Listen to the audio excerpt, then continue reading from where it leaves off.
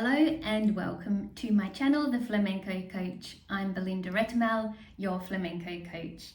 Today we're having a sit-down little chat and what we're going to talk about is the caída.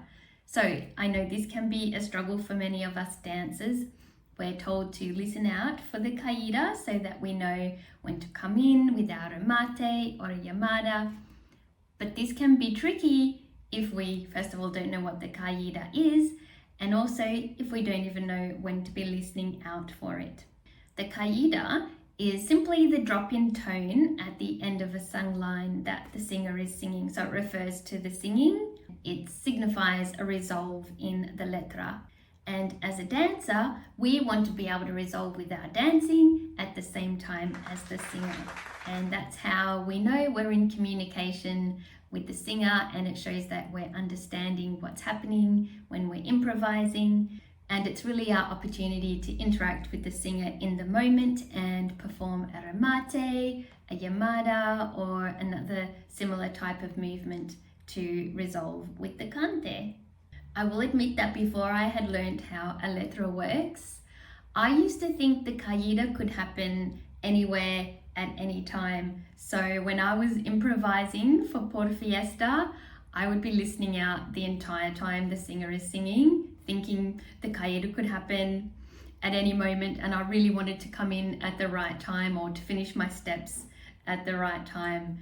Fortunately though, it's not random. The caída is not random. It does happen always at the end of the sung line, and in particular when we're improvising for Por Fiesta, what we want to look out for is the end of the second sung line. So the caída that comes at the end of the second sung line. If you're new to learning how to improvise and you haven't yet learned how a letra works, well, first of all, I have made a video on how the letra works, so I'll link that here. But just to recap quickly, the one most typical way the letra is sung, if there's a dancer improvising, is there'll be the first sung line, the singer will take a respiro, which is a break, then there'll be a repeat of the first sung line.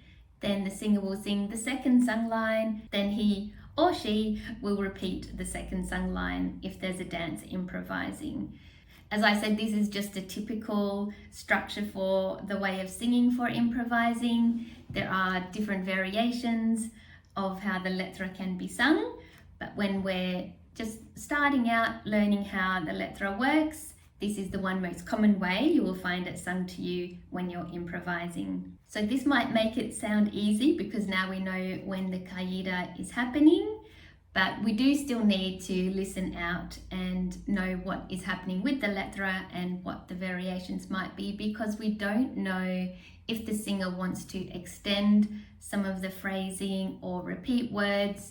It might not always be sung straight, and that's why it's good to understand how the singing can work, and also to listen to some Por Fiesta, some Bulerías music, and get our ears tuned to the singing. And that's what the aim of this video is today. So I have picked a beautiful singer, Marías Vargas, and there's a couple of letras that we're going to run through today, and I'm going to just explain how the letra is structured, the way that she's singing it each time, and we're going to look at some of the ways that the singer can give you cues and clues as to when the caída is about to happen. One of the things I have noticed when I've been watching and studying Por Fiesta on YouTube and online is the singers can sometimes be pointing or using their hands to accent just before they're about to sing the caída. So if we're counting in 12, they might do 12,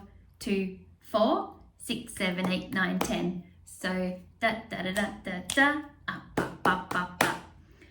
And that's the kind of melody we're listening out for. So it doesn't matter what letra is being sung, the melody will always be similar.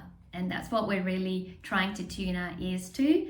And if we are watching, it can be helpful to look out and spot these cues from the singer and the palmeras and the guitarist. Everyone's doing some kind of little movement with their body. Not every single time, but this can be a big clue. Now, if you're out there dancing in the middle, you might not be able to watch the singer and the palmeras for any clues, but if you're just watching a video, this can be a very helpful way to start getting your ears tuned to the Caída. Let's now have a look at Maria singing the first letra, and I want you to watch out as she does her little pointing before she sings the Caída. Una locura quererte, a locura quererte, pero yo te sigo queriendo. Ay, aunque a mí me cueste la muerte, pero yo te sigo queriendo. Ay, aunque a mí me cueste la muerte. Did you see how Maria did the little pointing just before she sung the first Caída? She didn't do it with the second repeat of the second sung line, but she did with the first, so that was good to look at. And the other thing that we could notice from that letra is she sung it the very typical way, which is the way I explained it, with the first sung line, the respiro, repeat of first sung line, second sung line, and then repeat of second sung line. So if you were out there improvising, that's typically how the letra will be sung to you. Let's now take a look at Maria singing another letra.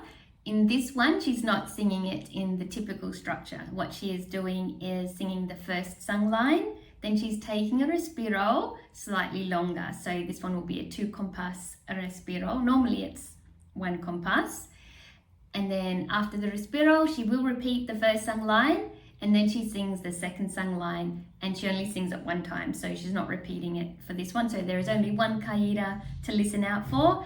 And what else we can notice in this one is she does a lot of finger pointing, and I feel like that's just her expressing the lyrics. And yes, when it comes up to the Caída, she will be doing pointing back and forth. So have a listen and watch all of the cues. Ay, yo tengo un reloj marcado.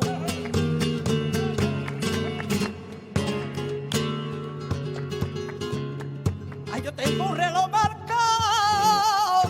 Ay, en los huesos de mi cuerpo, del tormento que me ha dado.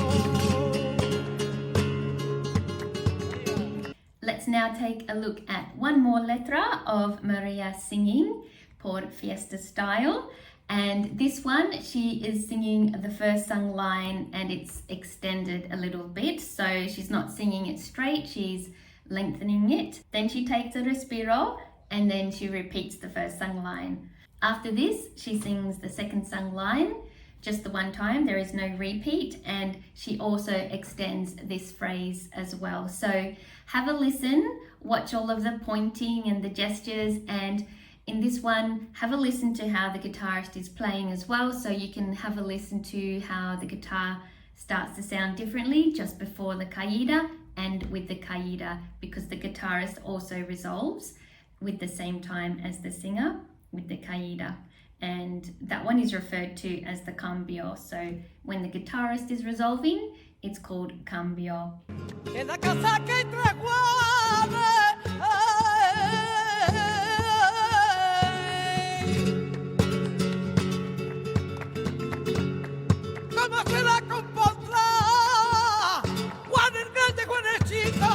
Juanito chico, Juanito el grande, Juanito vete para acá.